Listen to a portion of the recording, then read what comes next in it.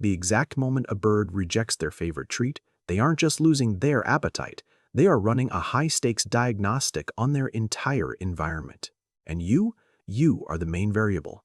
Just sit with that for a second, because I know it doesn't make total sense yet. Food is food. Hunger is hunger. Why would a creature that small, that simple-looking, treat a single missed meal like a major decision instead of just an accident? But here's the strange part. The bowl isn't just full, it is completely untouched, not picked at, not sampled, not even approached. In the avian world, that specific kind of stillness is actually one of the loudest warning signs that exists. And honestly, almost no one recognizes it because it doesn't look like an emergency. It looks like absolutely nothing at all. See, before the physical decline even starts, something else happens first. And it's something almost nobody notices because it's so quiet it barely registers as behavior. The bird goes totally still. But not a resting still. It's a watching still. Its head doesn't turn toward the food at all. It turns toward the room, focusing on tiny, almost invisible movements most people wouldn't even register as movement. A curtain shifting, a shadow crossing a wall, the exact rhythm of someone walking past a doorway. It's not just ignoring the food, it's ignoring the food on purpose because something else has taken priority. And this is where the mystery deepens. This isn't confusion or illness or just them being stubborn. It's a system, a very old, very specific system, quietly running in the background, and it's about to explain everything. And this is where it gets really interesting. In the wild, eating is the single most dangerous act a prey animal can perform. Head down, guard lowered, senses narrowed. It is the exact moment a predator would choose to strike. So evolution built in a fail-safe. The very instant a bird detects anything resembling a structural change or a threat pattern in its territory, its digestive impulse simply shuts off. Not gradually either, almost instantly. That is the hidden system. A full bowl isn't a sign that your bird just forgot to eat. This is the part people miss. It's a sign that somewhere, some part of their environment completely failed a safety check. They run constantly, silently, without you ever even knowing the check exists. But it doesn't stop there. Because here's something even stranger. Birds are absolute experts at hiding the consequences of that shutdown for as long as physically possible.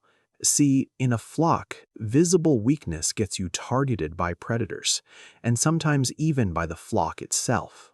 So the decline you'd expect to see actually plays out in reverse. The calls come first, quiet and almost undetectable. Maybe a slight change in how their feathers sit against their body, a subtle shift in posture, or their weight distributed just a little bit differently on the perch.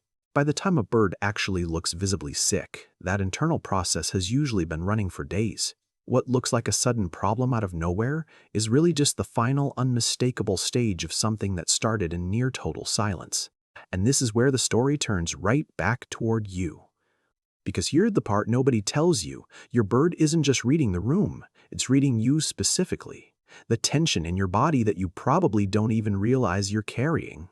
The exact moment you notice that untouched bowl and start pacing around anxiously or reach into the cage to try and hand feed them, force the issue, or coax them toward the food, just think about how that actually looks from inside the cage. Fast, unpredictable movements, heightened energy, a sudden break in your normal everyday rhythm. To a system built entirely around tracking those exact signals, your panic doesn't read as concern, it reads as absolute confirmation. You basically just told them, in the only language their survival brain actually understands, that yes, something dangerous really is happening right now, and this changes everything about why force-feeding attempts usually fail so badly. They don't calm the situation down at all. They just deepen the lockout, because now the two things the bird trusts most, its environment and its human, are both flagged as completely unstable at the exact same time. But even this isn't the deepest layer.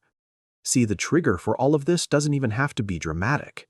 It can be something you'd never think to check. A new lamp casting a shadow at a slightly different angle than before. A device plugged in nearby that's emitting a faint ultrasonic hum completely outside our hearing range. Or just an object moved 6 inches to the left. To you, none of these would register as a change worth mentioning.